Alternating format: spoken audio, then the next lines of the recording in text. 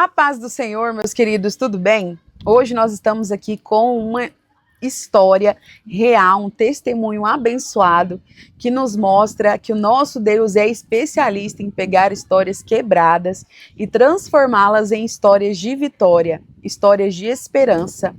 E hoje o testemunho é da nossa amiga, minha amiga em especial, Caroline Rodrigues. Uma história incrível que vocês vão acompanhar agora, uma história de dor desde a infância, mas hoje ela é uma mulher transformada pelo Espírito Santo, uma mulher abençoada, uma mulher cheia de vida, uma mulher batizada, renovada e transformada pelo poder do sangue de Jesus. Carol, seja muito bem-vinda, se sinta à vontade, que você hoje possa falar tudo aquilo que o Senhor colocar no seu coração. E eu quero que você conte o seu testemunho com muita delicadeza, com muito amor. E eu tenho certeza que a partir de agora o Senhor ele vai contar e soprar o seu testemunho ao mundo para que todos conheçam aquilo que Deus fez na sua vida. E através disso, eu acredito que ele vai alcançar muitas pessoas e vai salvar vidas. Isso aí. Paz do Senhor. Quero agradecer a você pelo convite. Agradecer a Deus também pela oportunidade de poder contar para tantas pessoas o meu testemunho. Muitas coisas que muita gente não conhece, né? Então, é também uma oportunidade de mostrar para várias pessoas que não conhecem, né, o nosso Deus, como Ele faz milagres, como Ele realmente faz maravilhas, Ele transforma, Ele batiza, Ele renova.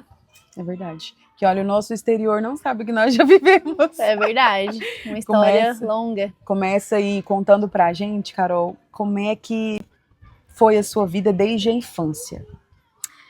Olha, minha infância, ela foi muito tranquila, até meus 11 anos de idade, então eu tive uma infância maravilhosa, muitas brincadeiras, tive uma família muito unida. Porém, com 11 anos, eu tive, né, a minha infância interrompida por uma tragédia que veio acontecer na minha família. Foi quando eu tive o meu pai assassinado e a principal suspeita, né, deste homicídio foi a minha mãe. Então a gente começou a viver ali um grande pesadelo. Eu e meu irmão precisou morar com diversas pessoas, parente, ia para um lado, ia para o outro.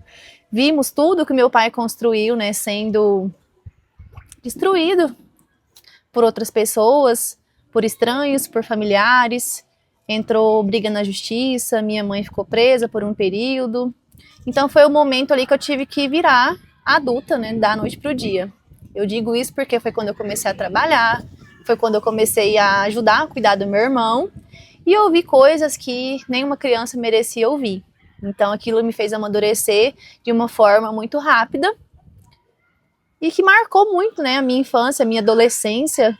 Foi um momento em que era o meu momento mesmo de dedicar aos estudos, ter uma família tranquila, mas foi um momento bastante difícil, mas que nada que Deus não conseguiu, né, me sustentar e me trazer onde que eu estou hoje. É verdade. Quando você fala que teve que ser responsável, né, muito rápido, você era a irmã mais velha? É a irmã mais velha ou não? Sim. Eu Então sou a irmã mais velha. Teve que dar conta do irmão. É. Você tem um outro irmão? Tenho, o Cauê. São só vocês dois? Só. Como foi lidar com o luto e lidar com os medos e a insegurança tão nova? Olha, foi muito desafiador. Confesso que por vários momentos eu pensei que eu não conseguiria passar, né, por aquele momento. Por vários momentos eu acreditei que seria o meu fim também. Por diversas vezes também eu tentei acabar com a minha dor com as próprias mãos, mas de certa forma eu sentia o cuidado de Deus. Eu não tinha aquele conhecimento espiritual que eu tenho hoje, eu não tinha a sensibilidade do toque de Deus que eu tenho hoje, mas de certa forma algo dentro de mim me falava que eu precisava continuar e me dava forças para continuar. E hoje eu entendo que eram as mãos de Deus, mesmo naquele momento, naquela fase, né, de criança. E assim, foram momentos, acho que a parte mais difícil era as famílias, né, do meu pai, a família da minha mãe, me colocando uma contra a outra. Então eu me vi ali no meio de uma guerra, onde eu não tinha culpa nenhuma, né? E eu precisava... Eles me forçavam a escolher um lado para ficar. E isso me trazia muita angústia, me trazia muito medo. Eu fiquei por muito tempo sem ver a minha mãe, por acreditar que realmente tinha sido ela, por escutar as coisas, né, que os meus familiares da parte do meu pai falavam, porque eu fiquei com a minha tia paterna nesse período. E a gente escutava muita coisa, né? Foi uma mágoa que eu carreguei por muito tempo, e hoje eu percebo que aquela mágoa me deixou, não me deixou viver por muitos anos. Acho que a mágoa, ela paralisa mais a gente que sente do que aquela pessoa que realmente fez ali um tipo de maldade com a gente, né? Então foram momentos muito difíceis, onde eu tive que cuidar do meu irmão, a gente escutava coisas assim terríveis, né, da parte deles, como se a gente realmente tivesse culpa de tudo aquilo que tinha acontecido, sendo que a gente era apenas duas crianças. Meu irmão, ele é, acho que 6 anos mais novo que eu, se eu não me engano. Agora eu tô nervosa, eu não lembro. Então, ele era muito pequeno e a gente tinha que ouvir coisas que a gente realmente não tinha culpa. Então, a gente foi crescendo, a gente foi superando, né, todos os medos que foram criados naquela época, muitas crenças que foram construídas por conta de tudo, e de todos os âmbitos, né, porque acredito que influencia em todas as áreas da nossa vida, área familiar, trabalho, amizade. Eu nunca fui uma pessoa de ter muita amizade, eu sempre fui muito na minha. Sempre tive muito medo de ser traída, muito medo de errar, muito medo de ser julgada mesmo, porque eu já perdi muito trabalho por conta do acontecimento, né? Tudo isso impactou a nossa vida, a minha e do meu irmão. Eu acredito que eu, por ser mulher, querendo ou não, é um pouco maior, né? É um pouco maior o preconceito da sociedade. Então, as palavras que eu ouvia naquela época era que eu ia me tornar uma traficante, que eu ia me tornar uma prostituta, que eu ia me tornar uma drogada. Essas eram as palavras que eu escutava naquela época dos meus próprios familiares. Então, eu sempre quis ser ao contrário daquilo que tudo que eles me falavam, né? Eu sempre busquei ser uma pessoa melhor, tratar as outras pessoas bem, para que eu não pudesse, de fato, ser aquilo que eles falavam para mim. E por muito tempo eu tentei provar para eles, né, que eu não era aquilo. E que hoje eu percebo que foi uma falta de tempo, uma perca de tempo danada, né? Provar para o outro que eu não sou aquilo que eles falavam. Mas hoje você consegue. Ah, e hoje Deus me justifica, né? É verdade. Hoje o Senhor me justifica sem eu precisar falar nada. Verdade. Quando você viveu toda essa dor, você procurava alívio em outras coisas, né? Que te causavam ainda mais dor. Conta um pouco mais sobre isso. Olha, eu quis ser mãe muito nova, né? Então, depois disso, eu comecei um relacionamento muito nova. Eu fui morar junto com esse rapaz muito nova. Então, com 15 anos, eu procurei uma médica porque eu queria engravidar e eu não engravidava. A médica falou assim, como que uma criança vai cuidar de outra criança? Mandou tomar vergonha na cara e estudar. E não tinha noção nenhuma, eu só queria construir minha família porque eu queria, né, tampar aquele buraco, né, que eu tinha na minha vida. Então, a gente começou a tirar mesmo esse plano da cabeça. Então, eu me mudei de cidade, eu fui estudar em outra cidade. Nisso, já morava somente eu e meu irmão, com 17 anos. Eu já cuidava dele numa casa sozinha, já não tinha mais o apoio dos meus familiares. E eu me separei desse menino por conta de uma traição. E eu conheci o pai da minha filha hoje. E o pai dela era um cara muito doido, né? Eu me envolvi com uma pessoa assim extremamente doida, mas foi numa situação inusitada. Eu nunca tive contato com nada errado, eu não conhecia nada errado. Eu conhecia de longe, porque o filho da minha tia que eu morava com ela era traficante, era usuário, então eu conhecia de ver ali o bastidor dele, mas eu nunca me envolvi, nunca soube nada além daquilo que eu via lá em casa, e também ele não deixava eu chegar perto de nada. Conheci o pai da Emanuele, e foi quando ele, de fato, me apresentou o cigarro, né? Então comecei a fumar cigarro, comecei a fumar maconha nessa época. Nisso eu já estava ali com 18 anos. Já tinha já passado já 7 anos, né, da morte do meu pai, já tinha já começado a trabalhar, já tinha a minha profissão de cabeleireira na época que eu mexia com cabelo. Então, foi quando eu conheci o cigarro e conheci a maconha. E ali eu vi um escape muito grande. Aquilo me fazia esquecer de tudo que eu tinha passado e me trazia uma alegria momentânea, né? E isso também me fez afastar um pouco mais da presença de Deus. Eu já frequentava igrejas, mas eu não tinha conhecimento do Espírito Santo, eu não conhecia nada sobre a palavra, era somente mesmo ir aos cultos, ir à igreja, e era o suficiente. Então, quando eu comecei a fumar, eu me afastei ainda mais, né? E eu vi ali um refúgio para aquela vida. Naquela época, eu lembro muito bem que a minha família ainda me julgava muito, mas foi quando eu me revoltei, na verdade, e comecei a falar para eles, olha, já que eles falam tanto, eu vou ser aquilo que eles falam. Eu já tinha desistido de querer provar para eles que eu não era aquilo. Porque apesar de eu ter meu trabalho, trabalhar, estudar, ter a minha casa, ter as minhas coisas, mesmo tão nova, com apenas 17 anos, e eles ainda continuavam falando, eu comecei a querer ser. Comecei a me revoltar e querer ser tudo aquilo que eles falavam de mim. Quando você fala que teve coisas que te deram alívio, né? Não foram, acredito não, eu sei que não foram só o cigarro e a maconha. Conta mais que eu quero saber mais o que foi aí, conta, porque sei que tem gente que quer saber e tem gente que precisa ser curado também, que deve estar passando por isso agora. É verdade. Olha, eu nunca usei drogas químicas, né? Nunca cheirei, nunca usei nenhum tipo de droga pesada. Em relação à droga, foi realmente somente a maconha. E o narguilé, né? Narguilé, sim, foi algo que foi muito difícil. Foi uma fase que a gente viveu, né? Antes de conhecer Jesus de verdade.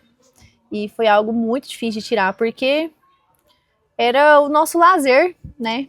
Era o nosso lazer que a gente tinha pós-trabalho, em festa. Parece que não tinha graça se não tivesse ali aquele tanto de fumaça subindo pra... A bebida alcoólica ali. A bebida alcoólica também. Inclusive, na minha fase ali de 11 anos, 12 anos, assim que meu pai faleceu, que eu fui morar com a minha tia, que a gente passava por muita dificuldade, não só financeira, mas também emocional, né, com ela, foi uma fase que eu bebi demais. Então, com 12, 13 anos de idade, eu vivi em festa na minha cidade e bebia, e era uma bebida pesada, era vodka, era uísque, coisas assim que realmente me tirava do meu natural, né, do meu lúcido mesmo. Então, foram momentos assim que hoje eu olho para trás, nem eu acredito que eu vivi. Eu não me reconheço mais naquele lugar. E é Deus mesmo que transforma a gente. É verdade. Como é que foi esse reencontro que você teve com a sua mãe? Olha, minha mãe foi muito difícil no começo, por conta de todas as coisas que eu ouvia falar dela, que os meus familiares diziam dela, né? Então foi um momento realmente muito difícil. E o reencontro com ela, dos 11 anos, quando meu pai faleceu, eu reencontrei com ela quando eu tinha 15 anos. Foi nessa fase que eu estava bem rebelde, bebia muito, saía escondido da minha tia. Então, ela chegou no juiz, porque era tudo judicial naquela época por se tratar de um homicídio, foi um crime que chocou muito a cidade, teve uma repercussão muito grande. Então, ela chegou no juiz e falou que não queria mais a gente, que ela estava muito doente na época, e ela entregou a gente para minha mãe. Então, pelo juiz, eu fui obrigada a ir morar com ela com 15 anos de idade, que foi quando a gente teve esse reencontro. E no começo foi muito difícil. Meu irmão, ele se adaptou mais rápido, por ele ser mais novo. Mas para mim foi muito difícil, porque eu carregava uma bagagem muito pesada, né? Que o pessoal me falava. A mesma pessoa que me entregou para minha mãe foi a pessoa que destruiu a minha mãe para mim. Uhum. Então, assim, eu vi ela como um monstro, né? Então foi difícil eu quebrar essa imagem dela no começo. Mas logo eu fui percebendo que realmente ela queria só cuidar mesmo da gente. Ela queria provar tudo que não foi ela. E provar o amor dela pra gente. E com o tempo a gente foi convivendo tranquilamente na mesma casa. Mesmo que eu tinha muito medo no começo. Por conta de tudo que haviam me falado, eu dormia com o quarto trancado. Eu tinha medo de ficar com ela sozinha em casa. Então foi bem difícil o começo, mas depois a gente foi se adaptando. Eu morei com ela mais 1 ano e meio, se eu não me engano. E depois foi quando saiu a decisão do juiz mesmo, saiu o julgamento e todos os recursos que ela tinha feito. E ela voltou a ser presa e ali ela ficou por 8 anos presa. Então, dos meus 17 anos, mais ou menos, 16, 17 anos, até 20 e poucos anos, a minha mãe estava presa. Tanto é que ela saiu assim que eu me mudei para Rio Verde. Eu me mudei para Rio Verde com 20 anos, né? Sei que ela ficou quase 8 anos presa e nesse período eu me virei sozinha. Porque eu não fui morar, meu irmão foi morar com meu tio na fazenda e eu fui seguir minha vida sozinha, mesmo sendo menor de idade. Aí ela me emancipou para que eu pudesse responder por mim, nas escolas, na faculdade, pudesse trabalhar também. Então eu fui emancipada nesse período que ela ficou presa, mas eu fui viver minha vida. Mas assim, hoje eu percebo que realmente ela só queria cuidar de mim e conseguir me livrar de todas as crenças e medos que foram colocados em mim sobre ela. Acredito que em cima dela também tem um peso grande, né? Ela deve carregar um trauma grande também. Ah, com certeza, né? Foi assim, hoje eu falo com mais tranquilidade, mas foi algo que me atingiu, né? Me trouxe muita mágoa, muito medo, muito peso por muitos anos. E Jesus e a terapia tem me curado. Carol, quando foi o seu reencontro com Deus? Na verdade, eu tive 2, né? O primeiro foi assim que eu tive a Manu. Eu fui numa igreja lá em São Simão. E eu ainda não tinha perdoado a minha mãe. Por mais que eu já tinha morado com ela, por mais que eu conversava com ela, mas eu ainda não havia perdoado de coração. Então eu tive ali um momento onde eu recebi uma revelação que tinha alguém ali que precisava liberar perdão. Deus estava convidando naquela noite para liberar perdão. E que somente assim eu iria, de fato, conhecer o verdadeiro amor de Cristo e poder viver uma vida tranquila. Então, várias pessoas levantaram a mão, várias pessoas foram lá na frente, mas o pastor não falava que era ninguém, até que chegou o meu momento que eu levantei a mão e ele falou que realmente era eu. Então, naquele momento, eu senti Deus falando comigo que realmente chegou o momento de deixar tudo para trás.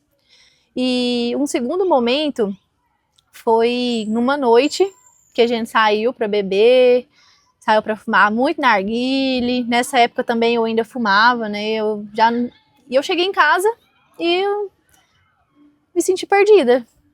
Então, naquele momento eu tinha tido uma noite, como a gente gostava de falar, uma noite top. Uma noite agradável, uma noite tranquila, dessa noite não teve briga nessa festa que a gente foi, inclusive. Era muito comum, né? Nesses lugares que a gente frequentava, ter briga, ter morte. Então, assim, era só Deus mesmo nos livrando, né? Naqueles lugares que a gente ia. Então, eu cheguei em casa, eu morava sozinha. Manu tava na babá essa noite. E eu cheguei em casa e aquele vazio. E eu sozinha lá, eu orei e pedi pra Deus. Falei, Deus, que vazio é esse? Porque eu tenho um emprego dos sonhos. Foi quando eu comecei a trabalhar no Instituto Mix. Então, era meu sonho trabalhar em escritório, bonita, arrumada, maquiada. Então, eu falava, meu Deus, eu tenho o emprego dos meus sonhos que eu tanto pedi para o Senhor. Eu trouxe a minha filha para morar comigo, ela tá aqui. Eu tenho uma babá de confiança. E eu tenho uma moto para me andar. Eu me sentia realizada. Eu tava fazendo a minha faculdade nessa época que eu tanto sonhava. Então, Deus, e eu ainda me sinto muito vazia. Me sinto muito vazia. Então, foi naquela noite que eu liguei a TV e tava passando um programa lá. Ligue e fale comigo. Nem me lembro o nome do programa, mas você podia ligar e falar com a pessoa ao vivo e ele te dava lá uns recados. E eu falei assim, que eu não... Falei, não vou ligar, né? Isso é besteira. Eu vou falar que esse cara aí nem conhece esse homem, vou ligar e contar a minha vida ao vivo, assim. Mas naquele momento, uma moça ligou e falou a mesma coisa que eu falei. Ela tinha tudo, mas ela estava se sentindo sozinha. Ela sentiu um vazio. Então, naquela noite, eu pude perceber também. Falei, nossa, eu recebi de Deus esse recado. E comecei a procurar a igreja, comecei a querer entender mais. Porém, mesmo assim, eu continuei naquela vida. Por muito tempo ainda. E o meu recomeço mesmo com Jesus aconteceu quando você me convidou para ir para a igreja, que aí eu conheci o pastor Joel. Eu vi nele um grande homem de Deus, porque mesmo assim, mesmo diante de toda a revelação de Deus, eu era muito pé atrás com a igreja, por conta de alguns acontecimentos que eu já vi dentro de outras igrejas que eu já congreguei, que eu já participei, que eu fazia parte. E eu nunca havia sido convidada para seguir Jesus de verdade, a ser batizada, a aprender sobre a palavra dele. As outras igrejas, meus pastores me convidavam para dizimar, me convidavam para trabalhar na igreja, mas eu nunca tinha recebido o convite para, de fato, mudar de vida. Então, a volta por cima mesmo aconteceu quando você me convidou para ir para a igreja. Eu já frequentava outras igrejas, mas era só ir. Ir, ouvir ali, ir embora. Às vezes voltava cheia, às vezes voltava da mesma forma que eu tinha chegado. Mas lá eu pude conhecer um grande homem de Deus que realmente quis que eu conhecesse, né? O caminho certo, a palavra, que eu me batizasse. O que nós podemos perceber com isso é que várias vezes eu e você fomos para a igreja, mas não fomos transformadas. É. O que significa isso? Não adianta só a gente ir, a gente precisa ter a disponibilidade de mudança. É. A gente só tem um verdadeiramente encontro com Cristo quando nós mudamos de vida. Então, se você vai na igreja e não teve mudança de vida, meu irmão, vai se converter, porque tem alguma coisa que está errada aí. É. Tem alguma coisa errada, porque você não encontrou Cristo de verdade. Porque quando ele vem e ele entra de verdade nas nossas vidas, há mudança. É. A mudança completa. Carol hoje tá uma mulher batizada, uma mulher renovada, uma mulher transformada. Até as vestes da Carol mudaram. A Carol mudou completamente. É. Completamente. A fala dela, tudo nela mudou.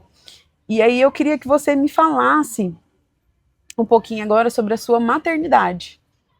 Teve a primeira filha, que foi a Emanuele, foi num momento difícil, né? Um momento assim muito cedo, porque não foi tão cedo, mas foi cedo, né? Foi muito rápido, que acabou que você não teve também o pai presente, né? No da Emanuele. Não. E aí agora, há pouco tempo, você teve uma segunda maternidade, que foi a Cecília.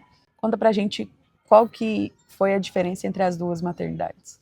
E como é que tá sendo, né? Ser mãe de duas. É uma bênção, né? Porque são meninas e não é fácil. Mas a maternidade, ela me transformou. Elas fazem parte, né, de toda mudança. Elas fazem parte de tudo isso que eu sou hoje. E tudo começou quando eu me separei do meu namorado, que eu tinha lá dos meus 15 aos 17 anos, que eu tentei engravidar e nunca consegui. Então é porque não era pra ser mesmo. Eu estava morando em Uberlândia. Nossa, é uma história assim, bem impactante. Eu estava morando lá em Uberlândia e foi assim que eu tinha feito a cirurgia dos meus 2 pés. Eu retirei as joanetes e eu precisava vir fazer fisioterapia aqui em Cachoeira Alta, mas eu morava em Uberlândia. Então, nesse dia que eu conheci o pai da Emanuele, eu precisava ir no meu trabalho, buscar minha carteira de trabalho. No meu antigo trabalho, buscar meu documento, porque naquela época era tudo físico, né? Não é igual hoje, que é só dar a baixa e você recebe tudo digital. Naquela época era tudo físico. Então eu precisava pegar minha carteira de trabalho para me arrumar outro trabalho lá em Uberlândia. E eu tinha vindo de uma eu tinha acabado de chegar em Uberlândia de uma fisioterapia e eu peguei uma conversa da tia do meu namorado, né, que a gente morava junto, escutei elas falando que ele tinha conhecido uma menina e tudo mais, enquanto eu estava viajando e tal. Foi assim que eu descobri a traição. E nesse dia eu tinha uma prima que ela morava lá e ela me perguntou se eu dirigia. Eu falei, sim, eu dirijo. E falou assim, então a gente vai buscar meu namorado ali. Meu Deus. A gente vai buscar meu namorado ali e você vai dirigindo, porque eu tenho o carro, mas eu não dirijo. Eu falei assim, tá, eu vou, mas com uma condição, que você vai comigo até em Cachoeira Alta pra eu pegar meu documento e a gente volta, porque eu preciso trabalhar. E nisso eu já sabia da traição, já tava querendo ir mesmo. Já tinha largado, então eu precisava arrumar um trabalho pra gente separar a casa lá em Uberlândia. E minha prima a gente foi indo, virou ali pro lado do Prata, em Uberlândia. E a gente tá indo. Eu falei assim, Yasmin, onde que é isso? Esse trem não chega, não? Ela falou assim, pode ir. Daqui a pouco a gente vai encontrar com ele. E eu com 17 anos, muito inocente, besta da vida, não conhecia nada da vida ainda do mundo. Ela vai indo que daqui a pouco a gente vai encontrar com ele. De repente, sai 4 caras do meio do nada, de uma estrada bem deserta. E aí, eu já entrei em desespero, 4 caras armados. E ela pegou e eu tava dirigindo, o cara já veio com a arma e falou assim, vai, sai do volante, que eu que vou dirigindo agora. E aí a Yasmin falou assim, vai, é meu namorado, sai daí, deixa ele não sei o quê. E eu peguei e fui pra trás. E acho que eu nunca te contei essa história, né? Ela é bem pesada. Eu acho que eu nunca contei ela pra quase ninguém, assim. Então, eu sentei no banco de trás e foi nessa situação que eu conheci o pai da Emanuele. Normalmente eu falo que ele faleceu em um acidente, porque eu não gosto de ficar contando, as pessoas julgam muito. Enfim, nessa noite eu conheci o pai dela. Essa era a história que ela havia me contado, viu, gente? Então, nessa noite eu conheci ele. E a minha paixão por ele surgiu um pouco depois desse acontecimento lá no meio do nada. Nisso a gente foi, o carro estragou. Nessa noite a gente dormiu em um barranco da estrada, porque eles tinham nada mais, nada menos do que assaltado uma lotérica numa cidade. E eu tava ali a ponto de ir presa sem nem saber o que estava acontecendo, nem nada. Só tava ali mesmo para dirigir. A minha prima, que também é um travesti, eu não sabia muita coisa dela porque a gente foi criado longe, né? Então foi por acaso que a gente encontrou lá em Uberlândia e tudo mais. E foi assim, ó, vamos. E aí nessa noite, ele passou a noite toda me protegendo do frio, falando que não ia deixar nada acontecer comigo. E eu tinha acabado de ser traída, descobri de uma traição, já não tinha meus pais. Um filme. Então, quase, uma história bem doida, mas foi isso que aconteceu. E a gente andou vários quilômetros de a pé para poder tentar encontrar água, achar uma cidade. E nisso ele já estava sendo passado em vários jornais locais, que tinha assaltado essa lotérica, que já sabia o carro que a gente estava. E a única coisa que eu falava assim, Deus, só não me deixe presa porque eu não tenho nada a ver com isso. E nem morrer, né? E o pior de tudo é porque eu tinha mudado para Uberlândia para fazer direito. E eles estavam me perguntando tudo sobre a minha vida para saber quem era eu, saber se eu ia contar.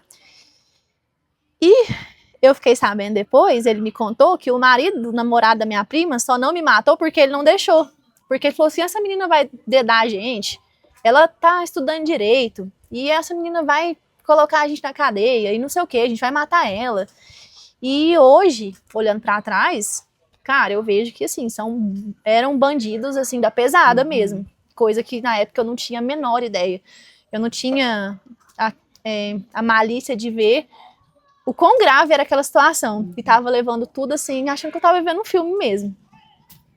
E nisso, eu não tinha dinheiro, eu não tinha casa para eu voltar, porque eu tinha acabado de me separar. E a gente foi depois que passou tudo isso, a gente foi para a casa dele e de lá eu não saí. Porque realmente eu não tinha para onde ir mais. E acho que não foi nem um mês, eu engravidei, tive a Emanuele, e continuei morando com ele. Eu sei que logo ele fez 18 anos, que ele fez 18, eu fiz 18 também, que a gente tinha 17 anos nesse dia aí, mas já estava bem perto de completar 18 anos.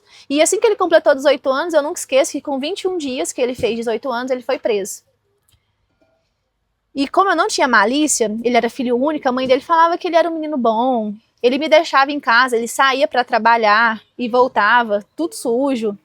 E voltava para casa e chegava todo sujo, falava que estava trabalhando de servente. E eu acreditava, porque eu estava ali só dentro da casa dele, né?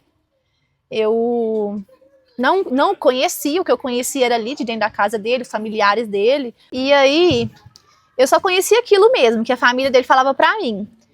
Até que um dia, a polícia chegou lá quebrando tudo, isso na casa da mãe dele, dos avós dele, que morava um monte de parentes de todo mundo junto lá, eram 3 casas, tudo num quintal só, e a polícia chegou quebrando tudo e batendo em todo mundo, e ele também batendo na polícia, e, nossa, uma loucura. E ninguém deixava eu falar com o advogado, e eu, né, como toda estudante de direito de primeiro período, quer saber de tudo, Falei assim, gente, eu quero conversar com esse advogado, ele tem direito sim, ele é réu primário, ele nunca foi preso e não sei o quê, e eu quero conversar com esse advogado. Até que eu peguei o telefone da mãe dele escondido, porque eu não tinha nada nessa época. Nossa, eu tava assim não tinha nada. E aí eu peguei, falei com o advogado, falei, doutor, mas por que você não vai conseguir tirar ele? Ele é réu primário, ele acabou de fazer 18 anos, ele nunca fez nada, não sei o que, o ministério para trabalhar e voltou. Ele falou assim, minha senhora, desde quando ele é réu primário? Ele tem 23 passagens na polícia, ele pode ter acabado de fazer 18 anos, mas a cabeça do juiz, a juíza não esqueceu de quando ele era menor. Aí foi quando, assim, meu mundo caiu, né? Eu descobri por que eu não podia conversar com ninguém na cidade, eu não tinha amiga, eu não saía na rua sem ele. E eu precisava, né, viver aquilo, porque realmente eu me vi num momento que eu não tinha pra onde voltar.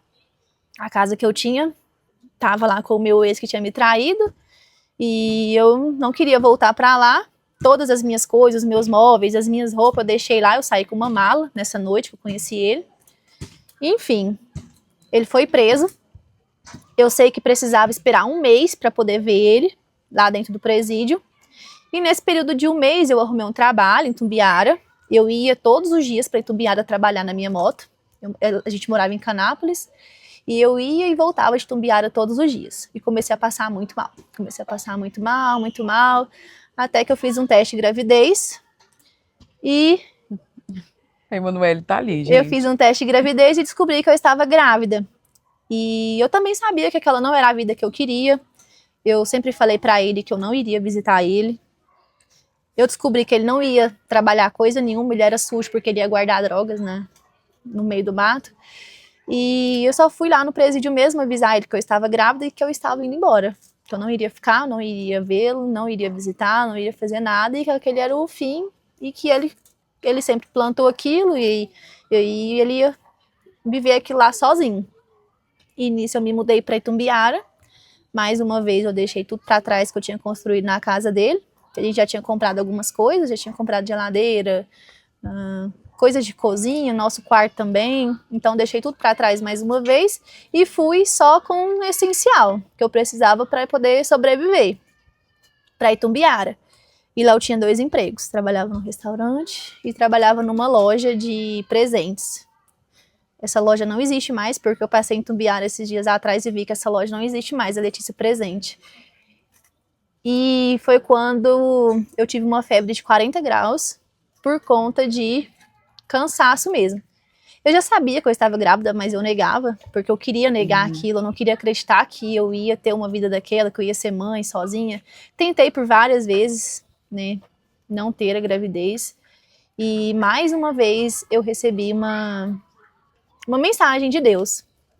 Lá em Tumbiara tem uma moça, ela ainda vive lá, e esses dias a minha colega que mora lá tirou uma foto e me mandou dessa moça. Ela é cadeirante, e ela faz alguns tipos de trabalho lá. Eu recorri a tudo naquela época.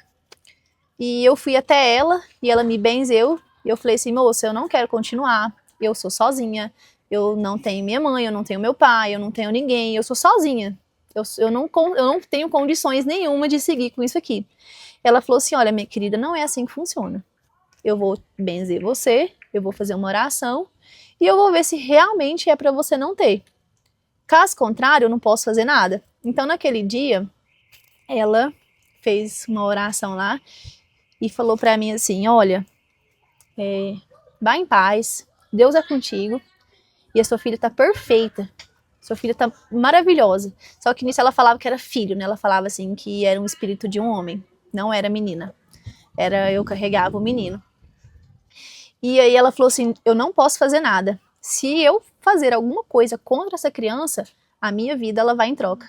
De qualquer coisa que eu fazer com essa criança, porque ela é abençoada por Deus. Ela veio pra abençoar a sua vida. E nisso eu saí de lá revoltada. Eu falei, essa mulher não sabe de nada. Eu vou dar um jeito sim. Eu consigo sozinha. No que eu liguei minha moto na porta da casa dela, eu já caí. De moto na porta da casa dela. E aí foi nesse momento que eu falei assim, meu Deus, eu entendi, agora eu entendi. E eu fui embora, comecei a fazer o pré-natal, soube que estava tudo bem, apesar de várias coisas que eu tentei.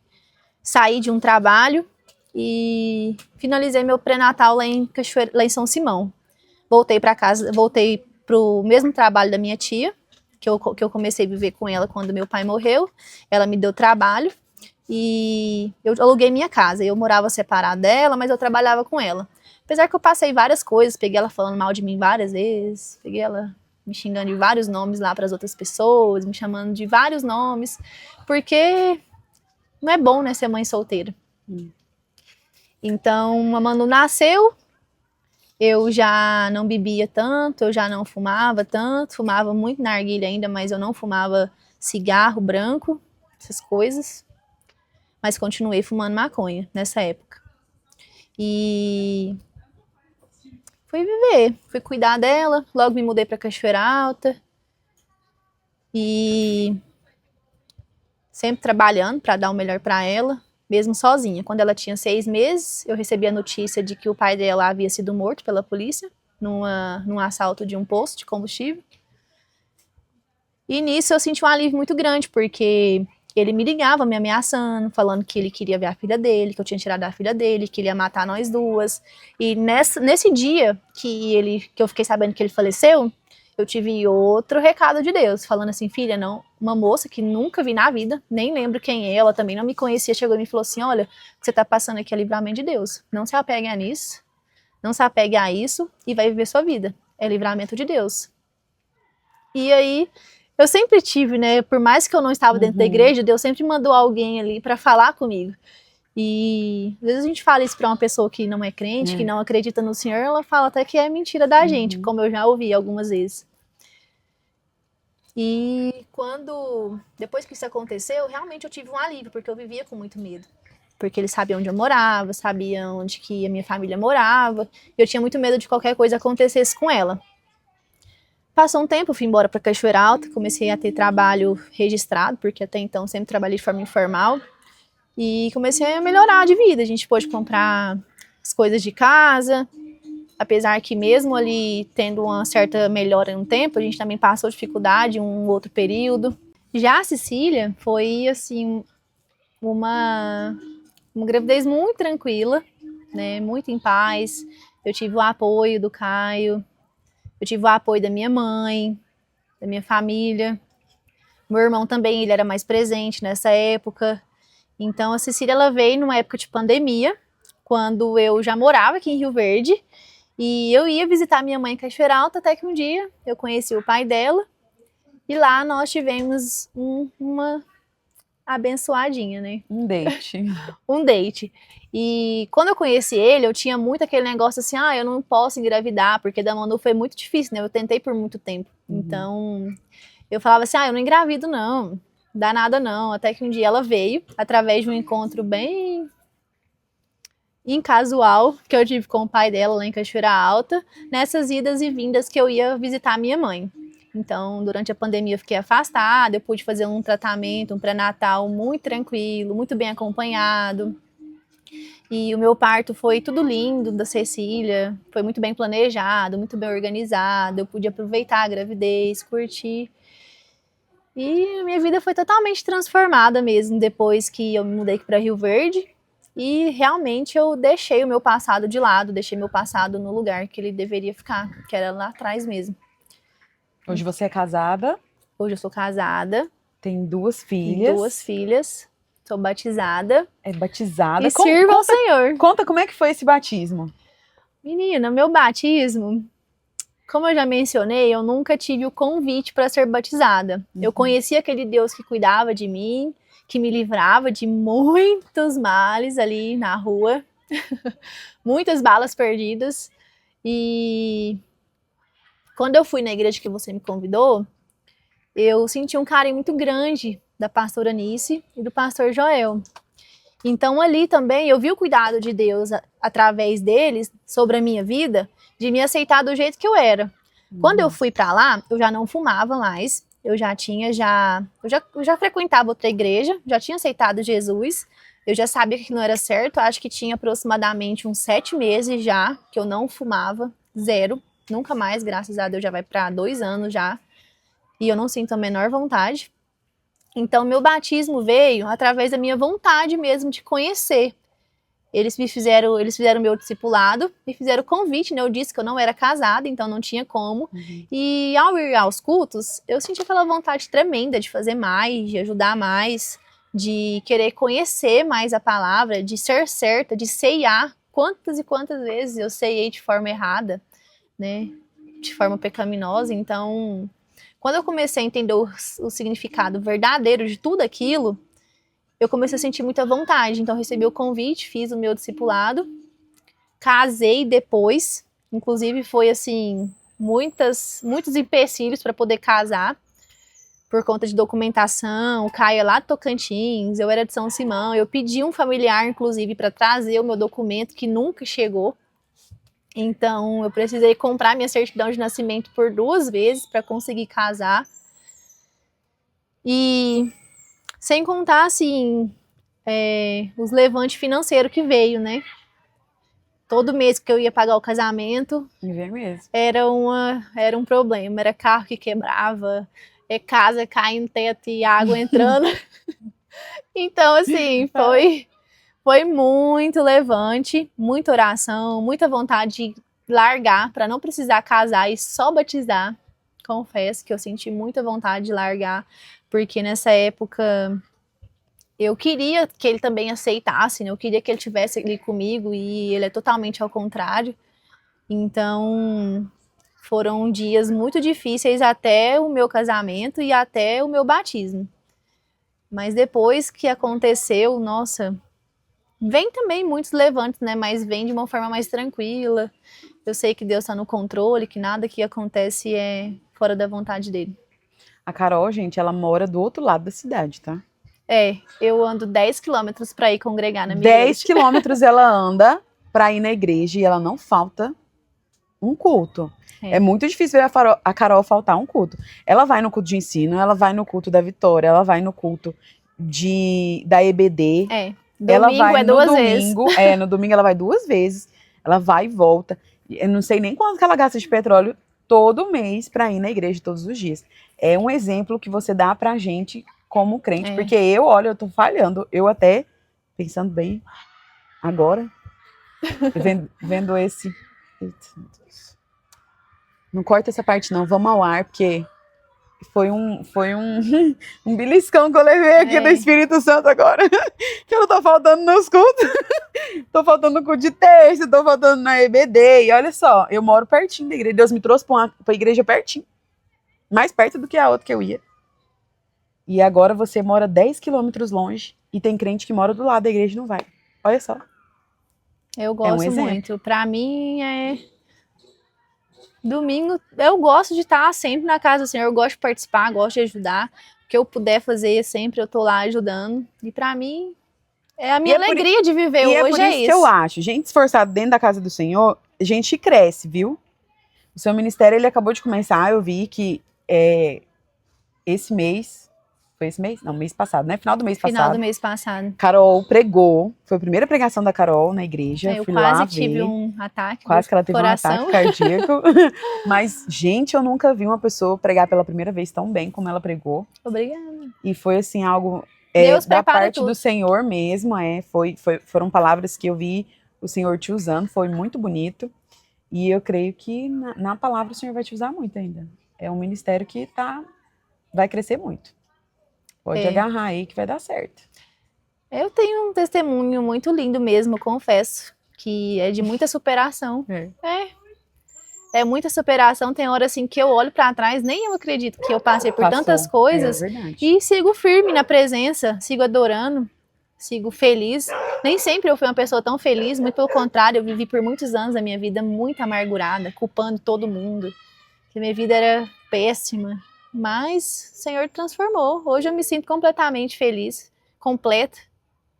O que você fala para as mães que estão nos assistindo hoje, que se sentem sozinhas, deixadas de lado, solitárias, passando por um deserto, né?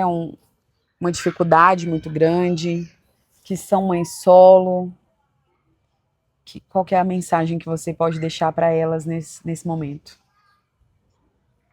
Olha, acho que é muito, muito simples e óbvio também, mas tem que ser dito, que é se apegar mesmo com Deus e confiar no processo e sair da zona de conforto, porque Deus faz a parte dele, mas a gente também precisa fazer a nossa e colocar tudo mesmo, tudo nas mãos do Senhor. Você ser muito clara para Deus naquilo que você quer e escutar a voz dele, ter discernimento para você saber se realmente aquilo que você quer é também da vontade de Deus e confiar que na hora certa o marido certo vem, na hora certa o filho teimoso se acalma. Aprender a ouvir, né, a voz do seu filho, porque eu ouvi minhas filhas muitas vezes falando, para de fumar, mãe. E aquilo me doía por dentro, então também Deus usou muito a Emanuele para eu parar de fumar, porque ela me pedia muito e eu falava assim, não, eu não quero. Esse não é o exemplo que eu quero para minha filha. Então, para as mães que buscam, né, construir uma família, passam aí por dificuldade, sei que não é fácil, a gente passou também muita dificuldade financeira, mas Deus, ele organiza tudo, ele faz tudo se encaixar. No final, a gente percebe que você passou por aquilo que você precisava passar para ter a maturidade que você precisa ter e que tudo acontece no tempo dele. Não adianta a gente querer apressar. Inclusive, tem um louvor que eu gosto muito e tenho ouvido muito, que fala sobre isso. É mais ou menos assim. Ó, não sou boa pra cantar não, tá? Tá. Às vezes a gente quer ajuda a Deus, tentando adiantar. Às vezes a gente quer ajuda a Deus, tentando... Ai, não lembro agora, deu branco. Mas é isso. Eu não sei qual que é esse. Às vezes a gente quer ajuda a Deus, tentando adiantar o que Ele prometeu. A gente quer fazer do nosso jeito, mesmo sabendo que Deus faz perfeito. É um negócio assim. Mas eu sei, assim, eu reflito muito nesse louvor, porque quantas vezes, né, a gente quer ajudar Deus a adiantar as promessas dele. Então, a gente tem que confiar de verdade no tempo dele, ter discernimento. A gente acha que do nosso jeito é melhor. Oh, Deus, eu vou fazer aqui e aí o senhor me ajuda, tá? Eu já fiz isso muito também. Quantas vezes eu fiz isso? E hoje entender que é do jeito dele, é no tempo dele, faz eu viver uma vida mais leve, mais tranquila. Problema, gente, a gente passa demais com essa chuva que tá aqui em Rio Verde. Cada chuva é um alagamento diferente lá em casa, mas a gente vai passando dando glória e é isso. Muda de casa, Carol, pelo amor de Deus. Não tem contrato com imobiliária e... Vai dar certo, em nome de Jesus. Já é a segunda vez que ela fala desse alagamento dessa casa, mas Deus vai te dar uma casa nova. Amém, eu recebo e estou aguardando essa promessa. Muito obrigada pela sua visita aqui. Obrigada a você pelo convite. Que Deus abençoe muito a sua trajetória, a sua vida. Obrigada. Eu já falei isso, mas eu vou falar de novo. Só a gente, Deus sabe os lugares que a gente foi, né? Foram lugares assim que eu jamais imaginei que eu pisaria. Alguns lugares. Foram coisas que eu jamais imaginei que eu faria. Mas o Senhor sabe de todas as coisas. Não chora, não. E ter você hoje na casa do Senhor, contando o seu testemunho, que é muito importante para mim. Porque eu e você vivemos algo lá fora e hoje estarmos vivendo aqui hoje na presença do Senhor é algo muito lindo. E ele não une pessoas, né? De propósito, sem propósito. Ele une porque ele tem alguma coisa para fazer. E quando ele nos uniu naquela escola, não foi à toa. Ele já tinha um propósito para fazer. E hoje eu sei que era isso. Né? Era a gente se encontrar aqui na presença dele. E eu fico muito feliz e agradecida por ter você aqui, contando seu testemunho. Sei que não deve ter sido fácil para você viver tudo que você viveu, mas eu sei que hoje as promessas do Senhor estão cumprindo e vai se cumprir ainda muito mais. Eu também quero agradecer. Saiba que você faz parte desse ministério que Deus colocou na minha vida, de todos esses testemunhos que eu vivo hoje. Você faz muita parte disso e Eu agradeço e oro muito pela sua vida, pela sua família. Por mais que a correria me engole e eu sou bem na minha, mas saiba que você está em minhas orações, a sua família está em minhas orações. Eu sou muito grata pela sua vida. E você sabe que foi bem difícil eu contar tudo isso, né? O nervosismo por dentro é muito grande, mas eu sei que a nossa amizade não foi em vão, que começou, né, com muita fofoca, muita mentira, mas quando Deus tem um propósito, Ele faz ali um reviravolta e coloca tudo no lugar. Então, sou muito grata à sua vida. Eu fiquei muito feliz que você esteve presente naquele dia lá. Eu juro que eu não imaginava. Na verdade, eu não queria que ninguém estivesse lá, né? Uai, queria pregar pra ninguém, era? Eu fiquei muito nervosa, mas saiba que eu amo muito a sua vida, você sabe disso. E eu também sou grata por tudo que a gente viveu, todas as loucuras que a gente viveu, porque foi aqueles momentos que trouxe a gente aqui.